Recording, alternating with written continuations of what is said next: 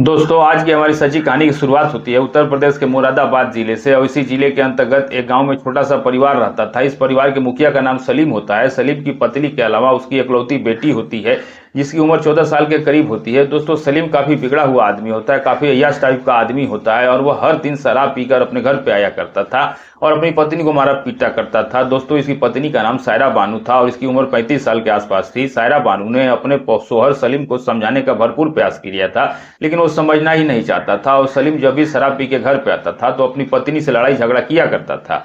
अच्छा दोस्तों, सायरा बानू को ये सब बर्दाश्त करते करते लगभग 10 साल का समय गुजर जाता है, लेकिन हद तब हो जाती है जब सलीम अपने दोस्तों को भी घर पे बुलाया करता था और अपनी पत्नी के साथ अपने दोस्तों के गलत रिश्ते कायम करवाया करता था। दोस्तों सायरा बानू को यह सब बिल्कुल अच्छा नहीं लगता था और इस बारे में उसने अपने माता पिता से शिकायत की। जब सायरा बानू के माता पिता जब उसकी बातें सुनी तो उन्हें काफी गुस्सा आया और वह सलीम के पास तुरंत आ गए। सलीम के पास आने के बाद वह अपनी बेटी को सलीम से अलग करना चाहते थे, इसीलिए सलीम के ऊपर दबाव बनाया कि वह उनकी बेटी को तलाक दे। सलीम दोस्तों दबाव में आ जाता है और सायरा बानू अपनी बीवी को वह तलाक दे देता है। अब सायरा बानू अपनी 14 साल की बेटी को साथ लेके जाने लगती है, लेकिन सलीम अपनी बेटी को रोक लेता है और कहता है कि तुम मेरी बेटी को लेकर नहीं जा सकती हो, तुम अकेली ही जाओ। लेकिन सायरा बानू मान नहीं रही थी और वो कह रही थी कि मैं अपनी बेटी के साथ ही जाऊंगी।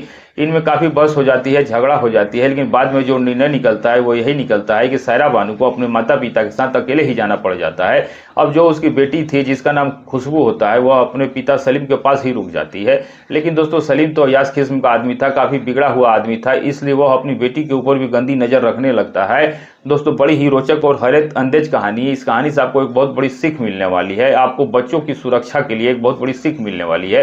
तो आप इस वीडियो में अंत तक बने रहिएगा और हमारी आप लोगों से एक छोटी सी रिक्वेस्ट है कि अगर आपने हमारे चैनल को सब्सक्राइब नहीं किया है तो चैनल को सब्सक्राइब और वीडियो को लाइक करना बिल्कुल मत भूलिएगा। तो चलिए शुरू करते हैं और बताते हैं कि आखिर पूरी घटना है क्या। दोस्तों एक दिन की बात होती है, शाम 4 बजे के आसपास सलीम अपने यार दोस्तों के साथ बैठ के शराब पी रहा था।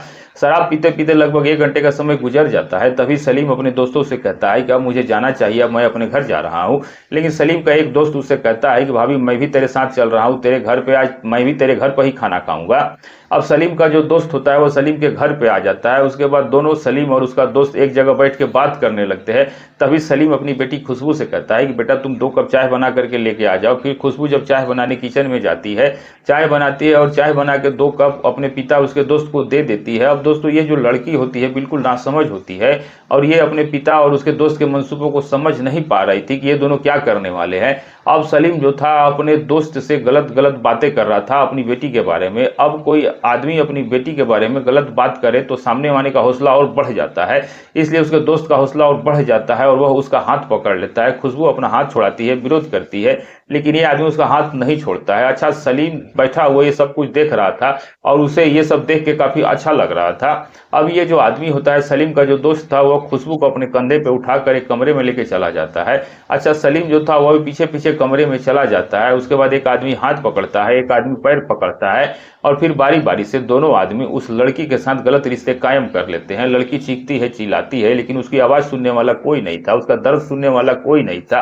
अब फिर 1 घंटे का समय जब गुजरता है तो खुशबू हिम्मत करती है, हिम्मत करके खड़ी हो जाती है और रोने लगती है और ये यही सोच रही थी कि काश वो अपने माँ के साथ नाना नानी के घर पे चली जाती, लेकिन उसकी किस्मत में तो दोस्तों कुछ और ही लिखा था। अब इस तरीके से दोस्तों रात को 10 बज जाते हैं। सलीम रात के 10 बजे घर पे आता है और फिर से अपनी बेटी के ऊपर टूट पड़ता है। अब दोस्तों सलीम का हर दिन का यही काम हो चुका था। खुशबू ने अपने पिता का विरोध किया था, लेकिन सलीम उसको धमकी देता है और कहता है कि अगर इस बारे में किसी को बताया या बाहर किसी को भी इस बारे में पता लगा तो वह उसको जान से मार देगा। सलीम बार बार अपनी बेटी खुशबू को जान से मारने की धमकी देता था, जिसके कारण खुशबू डर जाती है और किसी से कुछ नहीं बताती है। अब इस तरीके से तकरीबन 1 महीने का समय गुजर जाता है और 1 महीने तक खुशबू और अब उसके पिता के जुल्मों को सहा था। अब खुशबू के अंदर इतनी ताकत नहीं थी कि इन दोनों के जुल्मों को सह सके, लेकिन फिर भी दोस्तों 1 महीना गुजरने के बाद 2 महीना गुजर जाते हैं, 3 महीने गुजर जाते हैं और 3 महीने के बाद एक दिन खुशबू को उल्टी आने लगती है, तबीयत खराब हो जाती है, पेट में दर्द हो जाता है। खुशबू घर पे अकेली ही होती है, इसलिए पास के एक क्लिनिक में दवाई लेने के लिए चली जाती है। अब डॉक्टर साहब जब उसकी हालत देखते हैं तो उसकी हालत बेहद ही खराब थी।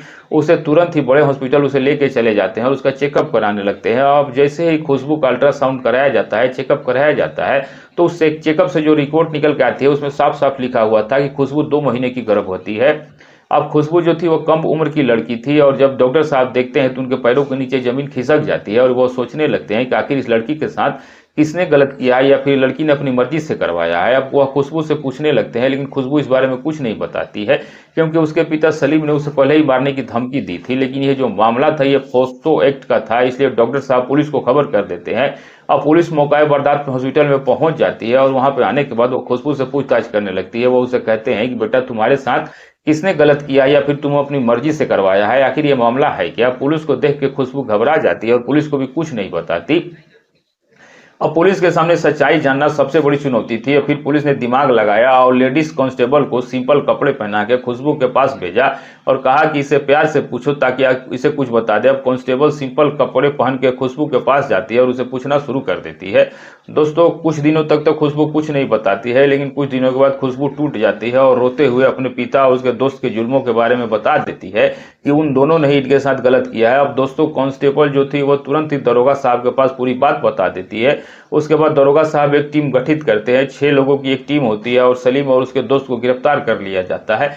गिरफ्तार करने के बाद उन्हें लॉकअप में डाल के पहले डंडों से पिटाई की जाती है। उसके बाद इनके ऊपर एक तगड़ी सी चार्जशीट बनाई जाती है। तगड़ी सी चार्जशीट बनाने के बाद इन्हें जेल में भेज दिया जाता है।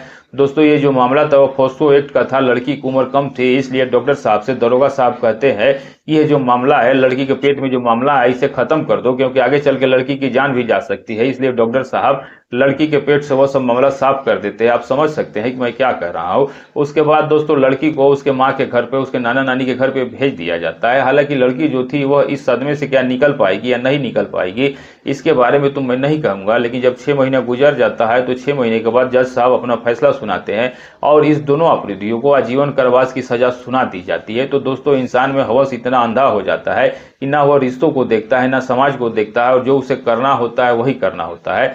दोस्तों, सलीम ने और उसके दोस्त ने जो मिल के अपनी बेटी के साथ गलत किया, और दोस्तों ये गलत मैसेज समाज में जाता है। और मेरा मकसद गलत मैसेज पहुंचाना नहीं, सिर्फ जागरूक और सचेत करना है कि आप लोग अपने बच्चों को हमेशा ध्यान रखें, नजर रखें, वह किससे बात कर रहे हैं, क्या कर रहे हैं। लेकिन दोस्तों, कहा जाता है ना कि बच्चे घर में ही सुरक्षित नहीं है तो घर बाहर कैसे सुरक्षित रहेंगे। इसलिए आप लोगों को सतर्क रहने की आवश्यकता है और आप लोग अपने बच्चों पर हमेशा ध्यान दीजिए। तो दोस्तों, वीडियो अच्छी लगी हो तो चैनल को सब्सक्राइब और वीडियो को लाइक जरूर कर दीजिएगा। और आप ये वीडियो जहां से भी देख रहे हैं, अपना और अपने सिटी का नाम लिखना मत भूलिएगा। मिलेंगे ऐसे ही किसी सच्ची घटना के साथ, तब तक के लिए नमस्कार।